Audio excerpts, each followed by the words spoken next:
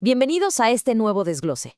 Qué gusto arrancar con un tema que, híjole, la verdad le da la vuelta por completo a lo que entendemos por salud mental en el hogar. Hoy vamos a adentrarnos en la familia evitadora. O sea, cómo una casa que parece súper pacífica, así entre comillas, puede ser en realidad bastante tóxica. Es la clásica teoría del iceberg, ¿no? Lo que vemos en la superficie no tiene nada que ver con la masa gigante que está escondida bajo el agua.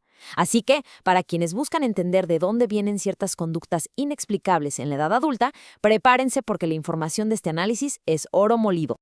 Bueno, entremos de lleno en esto, porque aquí hay una paradoja interesantísima. Casi siempre pensamos que si no hay conflicto visible, pues estamos en un lugar seguro. O sea, si no vuelan los platos en la cocina, si nadie pega de gritos, todo está perfecto, ¿verdad? Pues resulta que no, para nada. La evidencia que estamos revisando nos dice categóricamente que no. Un hogar sin discusiones puede esconder algo llamado el silencio que anestesia. Y esta es la clave de todo. Que no haya peleas no significa que haya paz. Muchísimas veces significa que hay un miedo, pero un miedo absoluto a sentir. Y ese vacío, ese silencio sepulcral frente a los problemas, literal se vuelve un veneno silencioso en la sala, que enferma a quienes crecen ahí. Y fíjense en el contraste absoluto que define a estas dinámicas. De un lado tenemos la máscara. De puertas para afuera son la familia de anuncio, ¿no? Súper tranquilitos, bien educados, los vecinos los envidian porque jamás se levanta la voz. Pero, y aquí viene lo bueno, cuando volteamos a ver la dinámica interna, nos topamos con una incapacidad total, casi paralizante, para gestionar emociones reales.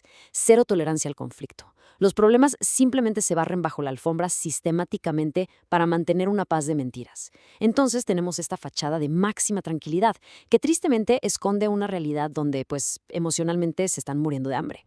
A ver, ¿y qué pasa cuando se vive todos los días en este vacío? Pues que el ambiente se vuelve tóxico, los problemas no se hablan, mágicamente se ignoran a ver si desaparecen solitos, los miembros de la familia mantienen una cordialidad, digamos, súper superficial, como si fuera nada más roomies buena onda, pero viven a años luz emocionalmente unos de otros, cualquier asomo de tristeza, de dolor o hasta de un enojo válido, ¡pum!, se apaga al instante. Para alguien que está creciendo ahí, esto es devastador. Obliga a adaptarse a una realidad súper confusa donde mostrar un sentimiento auténtico se percibe como un peligro que amenaza la poca estabilidad que hay en la casa. Pero aquí es donde la psicología nos da un giro que me parece fascinante y, la verdad, muy compasivo. Fíjense bien, los instintos básicos no son el problema. El instinto social y el emocional son fuerzas naturales. Están diseñadas para conectar, para vivir. El tema es que cuando se crece en este ambiente de omisión, en ese vacío de comunicación, esos impulsos naturales no tienen de otra más que deformarse. Tienen que anestesiarse para sobrevivir. Entonces lo que de adultos muchas veces juzgamos como una gran falla en el carácter, ¡wow!, en realidad fue un mecanismo de supervivencia infantil absolutamente brillante. Fue una armadura pesadísima, sí, pero indispensable para no quebrar ante tanta soledad. Y bueno, cuando se anestesia el instinto social y emocional, no más para aguantar ese vacío, eso obviamente pasa factura en la adultez. ¿Cómo se ve esto? Pues se manifiesta con un terror absoluto al rechazo. Ese instinto natural de pertenecer se tuerce muchísimo. Vemos casos donde la persona llega a un sometimiento extremo, literal traicionándose a sí misma solo para encajar en algún lado. O todo lo contrario, se aísla por completo porque siente que no encaja ni con calzador en este mundo. Es una herida en la necesidad más humana que tenemos, la de ser vistos. Y el resultado es un corazón que se congela para evitar a toda costa volver a salir lastimado. Para entender bien cómo funciona esta armadura, tenemos que hablar de la desconexión emocional.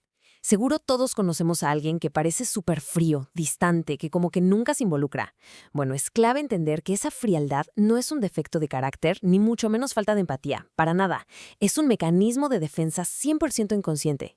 Se aprende a ausentarse de la realidad para no sentir el golpe. Es puro miedo a quedar expuestos. Así que estas personas organizan toda su vida, toda su rutina alrededor de esta anestesia emocional, porque seamos sinceros, en su momento fue la única forma de mantener la cordura donde sus necesidades afectivas nunca fueron validadas. De hecho, revisando el material, nos encontramos con esta reflexión que, híjole, te llega muchísimo. El dolor fue tanto o fue sostenido durante tanto tiempo que la persona aprendió a cortar el contacto con su mundo emocional para poder seguir funcionando. La desconexión fue defensa. Qué fuerte, ¿no? Entender esto cambia el chip por completo. Quienes parecen muros de piedra, impenetrables, lo que en realidad traen es un escudo blindado que les salvó la vida cuando eran pequeños y no había nadie que les ayudara a procesar el vacío que había en casa. Y a ver, ¿cómo se va construyendo esta personalidad evitativa en el día a día?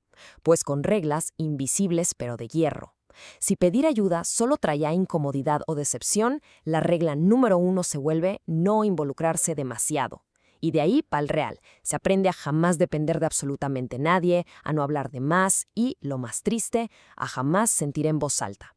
Así de fácil se arma una coraza impenetrable.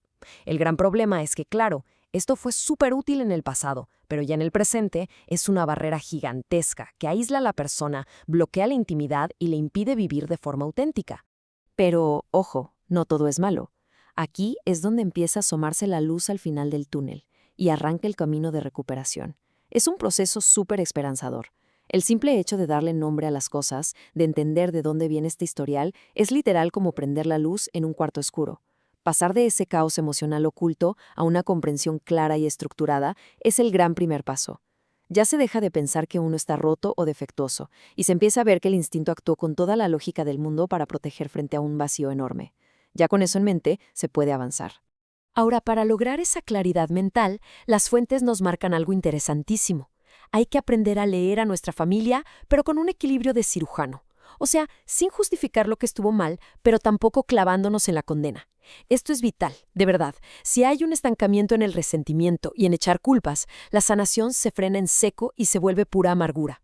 Pero si nos vamos al otro extremo y decimos, ¡ay, ni fue para tanto!, se borra y se invalida la experiencia real de quien sufrió ese vacío. Se necesita sí o sí ese balance perfecto. Lo que está increíble en esta parte del proceso es el papel de quien acompaña, ya sea un guía, un padrino o un terapeuta. Su trabajo no es ponerse la toga de juez.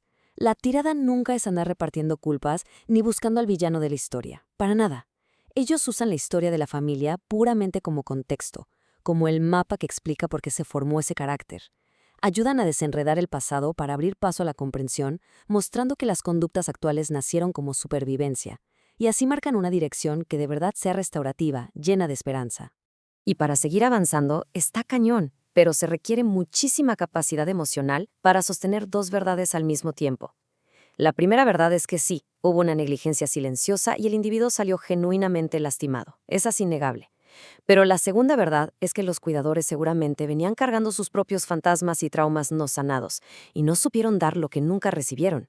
Entender esto nos ayuda a reconocer el daño sin necesidad de vivir odiando el pasado. Y lo más importante, fíjense bien, entender el origen no quita ni tantito la responsabilidad de tomar el control de nuestra propia recuperación en el presente. Es romper de tajo la cadena generacional. En la práctica, ¿cómo se ve esta ruta de sanación? Son 3 pasos súper directos y compasivos.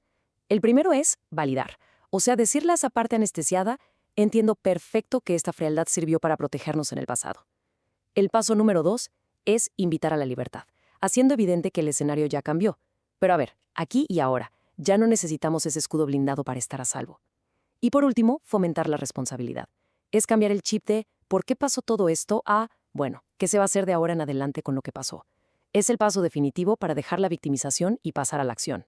Y así llegamos a la joya de este análisis. Ya vimos cómo ese silencio es un veneno en la sala. Ya desglosamos cómo el instinto social y emocional se anestesió para aguantar la falta de conexión y cómo esa desconexión fue de hecho un salvavidas. Pero hoy, en el presente, la historia tiene que ser otra. Y quiero cerrar dejándoles esta reflexión sobre la mesa. Ahora que ya se entiende exactamente por qué y para qué se construyó esa armadura tan pesada, ¿qué partes hermosas, vibrantes, qué cosas increíbles de la vida van a salir a la luz cuando por fin el entorno sea lo suficientemente seguro como para empezar a quitársela? Es una pregunta padrísima, ¿no? Invita a recuperar el control y, sobre todo, a recuperar la capacidad de sentir. Ha sido un gustazo explorar este material. La perspectiva que ofrece es simplemente invaluable. Nos escuchamos en la próxima.